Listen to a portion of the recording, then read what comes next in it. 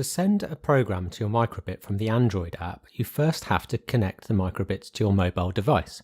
This is called pairing. From the microbit app, select Pair. Then select Pair a new microbit. The next screen asks us to enter pairing mode. You might get asked to allow the app to use Bluetooth on your phone. If this is the case, press OK.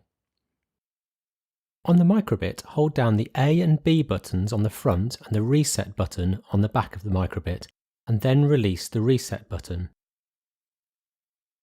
The microbit display will fill up and then display the Bluetooth logo to indicate that it has entered pairing mode. You will then see a pattern on the microbit display that identifies your microbit.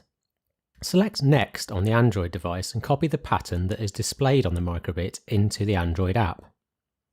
Then select Pair, and the Android device will start searching for the microbit. If pairing is successful, you will get a message on the screen of your Android device and a tick or check mark on the microbit. Then press the Reset button on the microbit to complete the pairing process.